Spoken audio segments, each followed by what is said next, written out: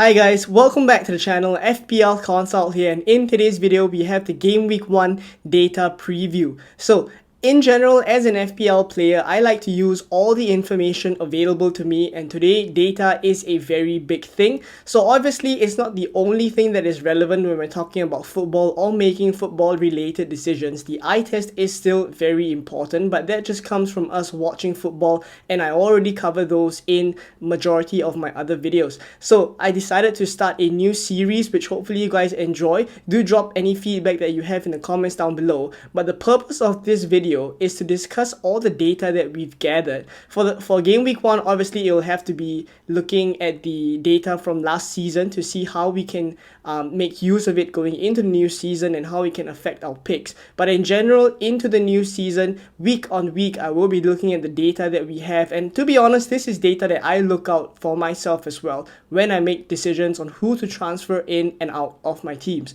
So hopefully you guys find this new series helpful for you in making your own decisions. Please do drop a like and any feedback that you have in the comments down below. And of course, if you want to watch all these videos that we will have every single game week, do subscribe as well so you don't miss any of them.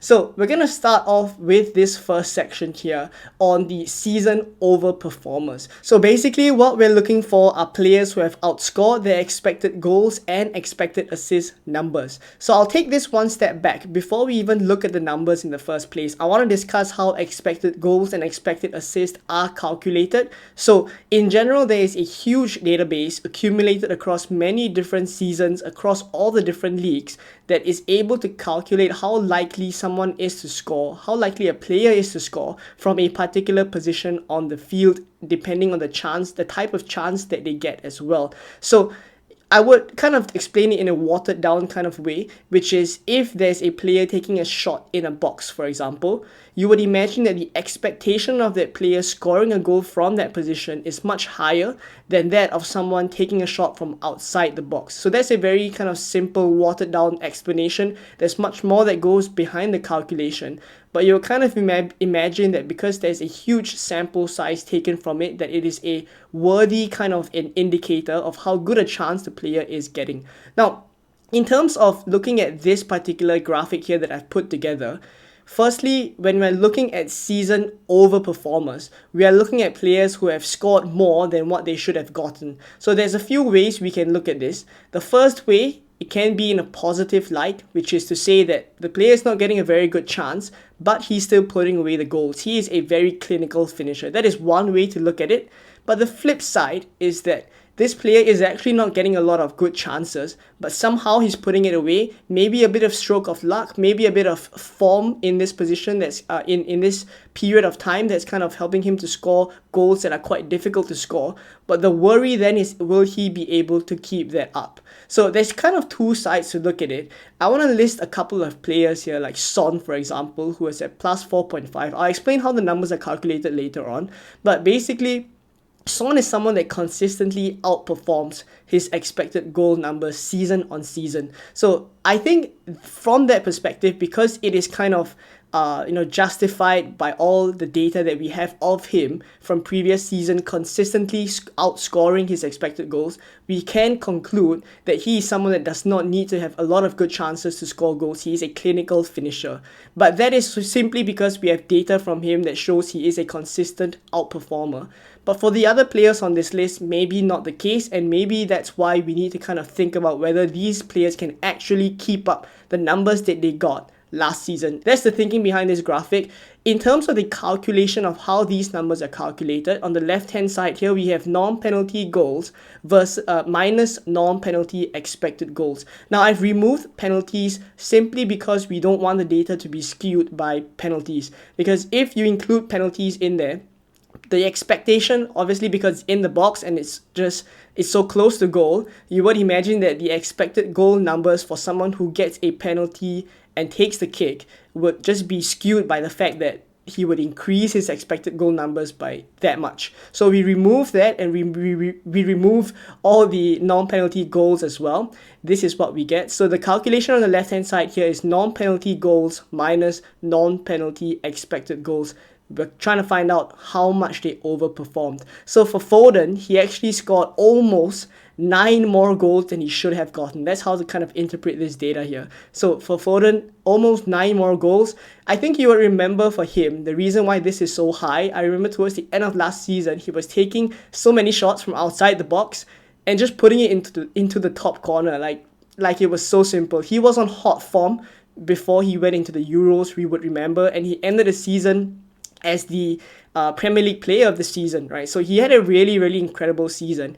I do think like it would be quite difficult in general to keep up those numbers consistently going into the new season as well, to outperform your expected goals by 8 to 9 goals.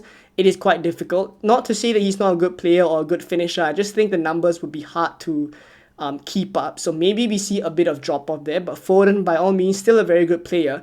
The only consideration with him going into new season is obviously it is unlikely he will be starting, as Pep has already mentioned. So that's kind of why I think people have already started taking Foden out of their drafts. But I think he will be a player that will enter our drafts the moment he comes back into the Man City side consistently. Maybe around the game week 3, game week 4 period, we could get more information there. But to start the season, I don't think people will be going for Foden. But just to consider, he really outperformed his expectation last season. The next player is Callum Hudson-Odoi there, outperforming his expected goals by 5 goals as well.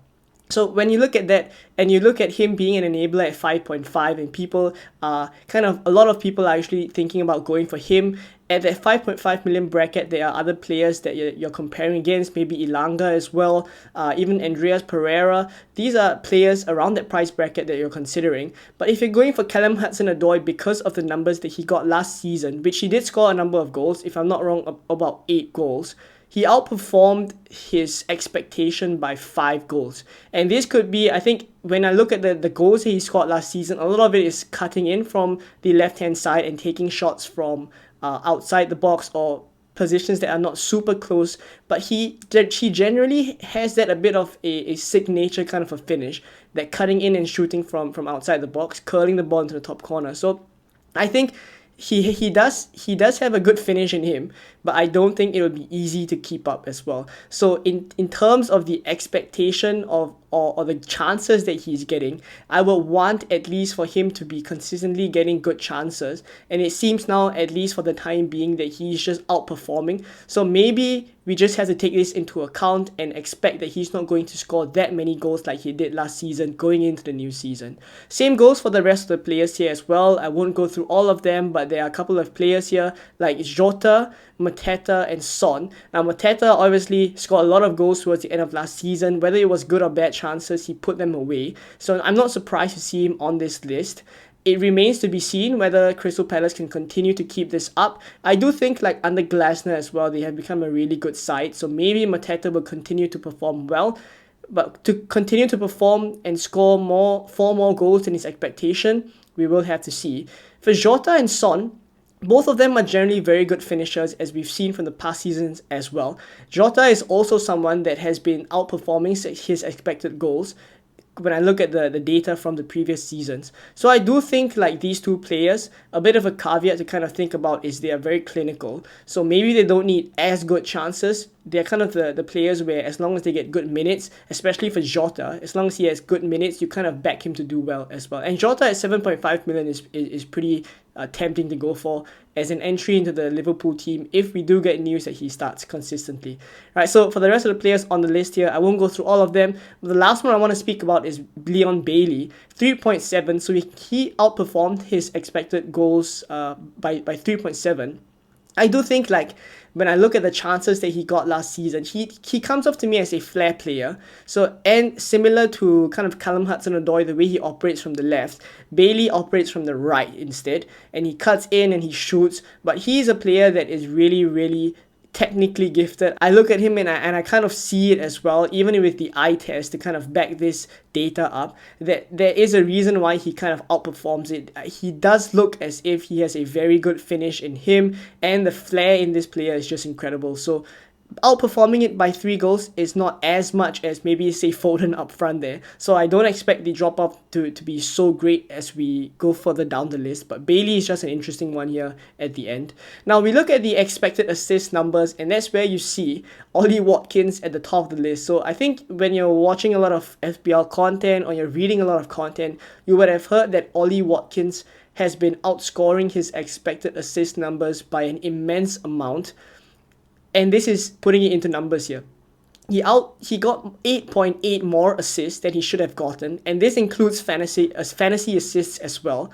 So because you can get an assist in FPL by simply passing the ball to, let's say, Bailey. Let's say he passes the ball to Bailey from somewhere near the halfway mark, and Bailey dribbles all the way and scores. That is still an assist for Ollie Watkins. So that kind of assist would obviously still count, but not contribute very highly to your expected assist numbers, because it's practically you not really creating a chance. So it's not a surprise here that Ollie Watkins outperformed it a lot, because quite a number of assists last season came from that as well. Or in general, the chances he created was not really that good, but somehow the quality of players around him like Bailey managed to convert the chances. So 8.8, I imagine this is going to come down, and that is why I don't think Ollie Watkins is going to be able to keep up the number of points he scored. Maybe in terms of goals, you don't see him there on the other list there, so he didn't really outperform his expectation for goals.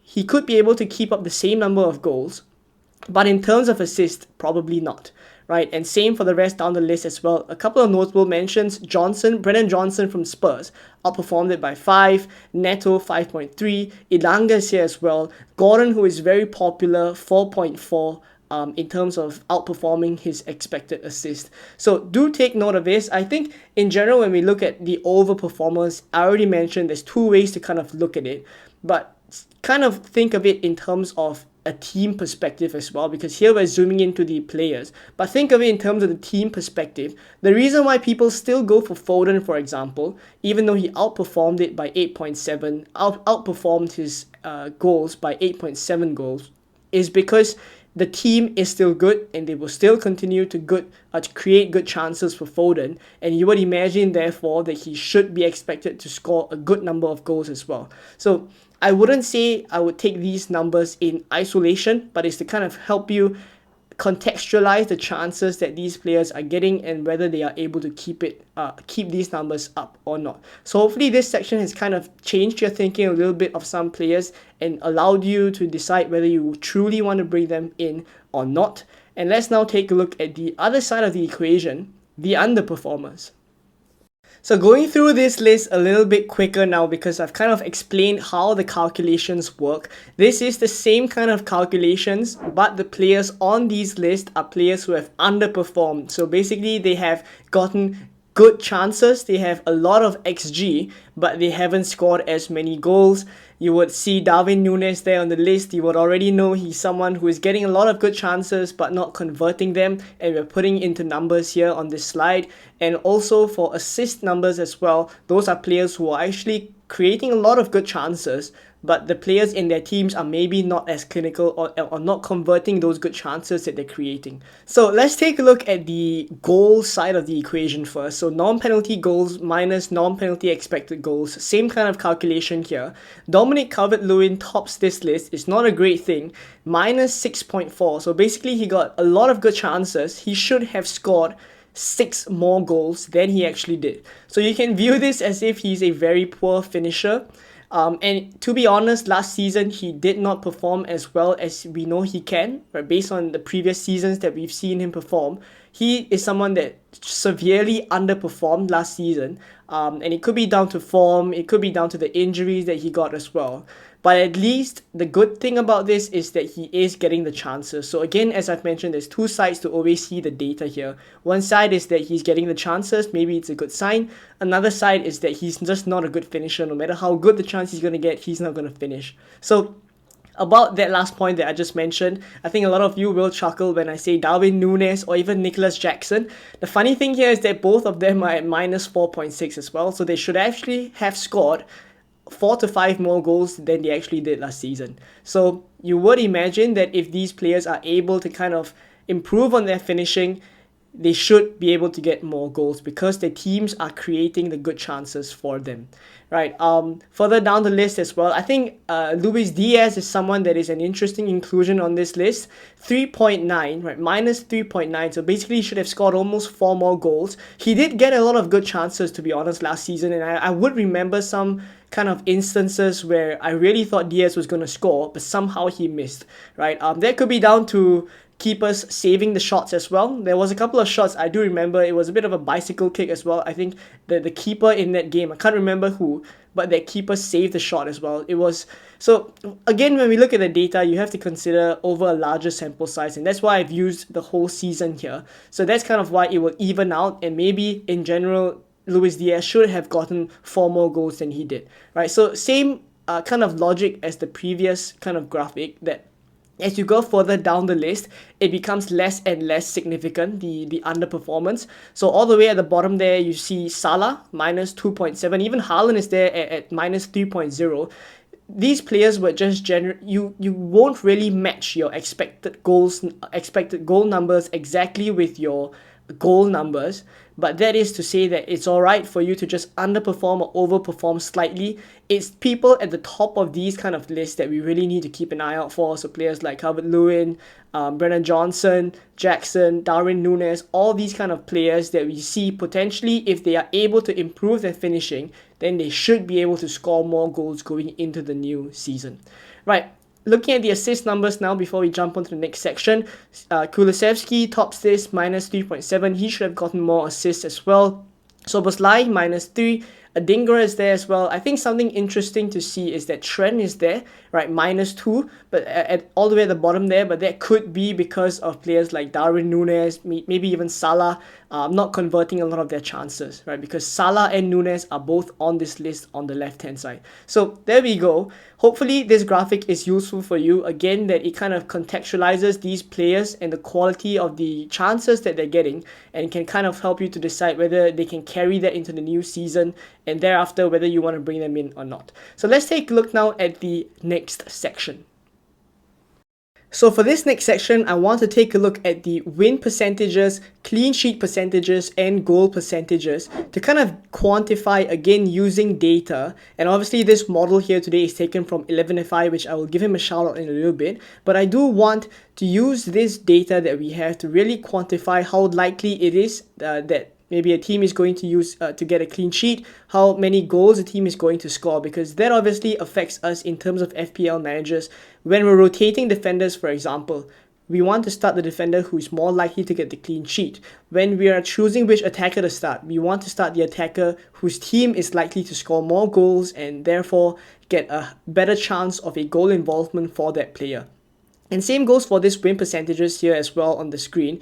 It's basically an indication of maybe how difficult the fixture is, and therefore it could even act as a fixture difficulty rating. So the model that we've gone for today on the screen on here is by Elevenify. So he's on Twitter as well. He's appeared on YouTube multiple times. His models are really, really useful, and he does have a Substack as well.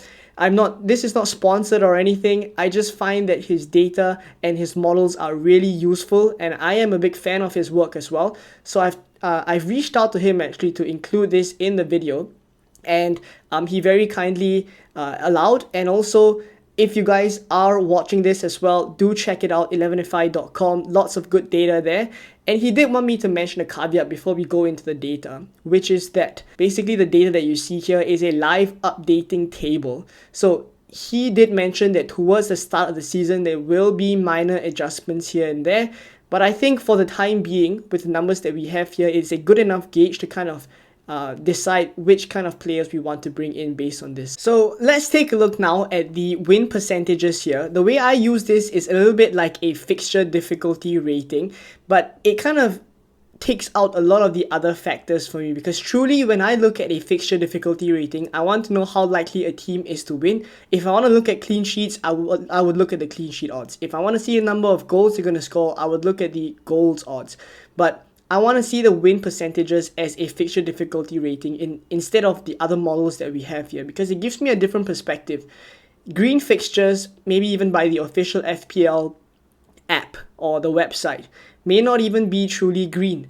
But when I have the numbers here to kind of back it up, I know how truly easy or how difficult the fixture is. So one of the things that kind of struck out to me here is actually Arsenal's fixtures, because when you look at the Arsenal's fixtures for the first 3 game weeks, we knew it was going to be good, but I didn't know how good it was and whether I could afford to not go for an Arsenal player. But when I filter by game week 1, Arsenal are top. Game week 2, they have Aston Villa, so it's a bit tougher. They're not going to be top there. In fact, game week 2, Man City is top because of the Ipswich fixture. But from game week 3 onwards here, Arsenal's top again, because this is where I think they have Brighton at home. So you see how good the first 3 game weeks are for Arsenal, especially the game week 1 and game week 3 fixture, both home games for them. And that kind of makes me think as well. Later on, I'll take a look at the goals percentages to see how likely they are to score, or how many goals they're likely to score. But really, it's so good that I think I find myself, in a position where I really want to go for Arsenal players from the get-go. Initially, I didn't have any. There were drafts that I didn't have Saka, didn't have Havertz. Now I'm maybe thinking I want both. Right, so this is how the data actually kind of shifts my thinking. For Newcastle as well, I was actually thinking maybe Isak was fine. I don't really need Gordon. But again, really good fixture from game week 1 for Newcastle against Southampton, and they have a 71% win percentage. So that's how I use this table. Again, if you want to check it out, link is in the description. It's completely free to go and take a look, and it's really useful. So when I look at the totality of the 6 weeks here that we have, Man City is obviously top because they are predicted to win a lot of the first 6 games. They're predicted to win at least 4. That's the 3.9 rating there. Same for Liverpool. For Arsenal, it's slightly lower because, as you'll see in game week 5, they only have a 29% chance to win Man City. That again could change because this is a live updating table. So along the season as we go, we will get the odds maybe changing in favor if Arsenal, let's say for example, go on a really hot run. So I will be again keeping a lookout for this table and putting the data in this video. Obviously, all credit to Elevenify. Right, so further down the list as well, I think this is where we want to pick out a couple of maybe differential teams or teams that are mid-table, but we should be targeting them as well because they have good fixtures. So again, you see Crystal Palace there. They are quite high up the fixture ticker in terms of the mid-table teams, because everyone above them is pretty much the slightly bigger teams. No disrespect to Crystal Palace, but there we go, right? Crystal Palace, a team that we should target for sure. Further down the list as well, Fulham, right? Brighton, they're all teams with decent fixtures, and that's why kind of people are trying to rotate between, Palace players, Brighton players, Fulham players, and it is justified. And then for Bournemouth, they're really only above Nottingham Forest here because of this game week 6 fixture where they have 60% chance of winning. But if not, if you take a look at the first 5 game weeks, then Nottingham Forest would be ahead of Bournemouth, and that's where people are considering players like Wood, players like Ilanga, Callum Hudson-Odoi, Morgan Gibbs-White, all justified picks as well. Right, so let's move on next to the clean sheet odds, because this is where it helps us to kind of identify which defenders to go for, especially this season now that the bonus point system has changed. We do have to take into account that defenders are less likely to get bonus points if they don't keep a clean sheet, because it's -4 BPS for each goal conceded. So we really need to identify the good defenses and look at the matches where it is more likely for players to get clean sheets there. So the way I use this table is if I'm deciding between 2 players, for example, to bench and both are defenders, I'll go for the one with the higher clean sheet percentages. But because we are now in game week 1, we have the freedom of choice to choose, and we're looking at players who have a good chance of clean sheet throughout the whole at least the first 6 game weeks until we wildcard. Then Arsenal is obviously top there, 2.48 clean sheets that they're expected to keep over the first 6 game weeks. Again, you see the match day 1 and the match day 3 fixture for them. They top the clean sheet odds here. So players like Saliba, players like Gabriel, Raya as well. Those of you who are targeting that game week 4 wildcard, you would obviously want to have some Arsenal defenders here because they top the clean sheet odds there. Very good chances of them getting one. And for Man City as well, you'll actually see that against Chelsea is quite low. That kind of makes sense, 29%. But Ipswich in game week 2 is a plum fixture for Vardiol, 54% chance of a clean sheet. You add his attacking returns, It's really good fixtures there, even for the next few. For Man City, I've been going on about how from game week 2 onwards until game week 4, this is actually a good run for them. I would still choose to go for Vardiol because the clean sheet percentages are there from game week 2 to game week 4. And to be honest, in game week 1, I know it's 29%, and this is what the data says. But looking at the way Chelsea are performing in preseason, I think it's totally possible that Variel keeps a clean sheet there as well. This is coming from a Chelsea fan because I think we are having a slightly slower start to the season. Could be because of new management, or it could be the new tactics that we're adopting. But I do think like we would probably start the season slightly slower, looking at our performances. But let's hope it goes well. But yeah, I wouldn't imagine that Man City can't do well in this fixture. And then yeah, Liverpool. That's kind of why people are going for Trent. You look at the odds. I mean, there's no real game week to say specifically that they have a very high chance of getting a clean sheet. But overall, for the first 6 game weeks, it's almost a very high 30s kind of percentages throughout the first 6 game weeks. So they are obviously a team to target as well. Next up is the Aston Villa defense. And then straight up, it's Crystal Palace. So those of you who are going for Anderson, you would like to see this as well.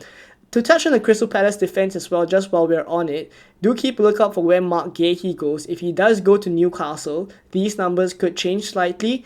Maybe not too much, but do keep a lookout for how these numbers kind of change, because that will obviously impact the defense slightly. And yeah, the last thing I want to mention about the clean sheet odds is actually Chelsea. So we did mention, and for myself as well, I did go on about how I think that it would pretty much be a default if the Chelsea keeper is 4.5 million, that we should just pick a Chelsea keeper and just bank on the good fixtures from match day 2 onwards. But really, it's not super good. When I look at it, we're 7th on the table here for clean sheet percentages, and it's all, only one game week of 30% chance of a clean sheet. The other game weeks are pretty low.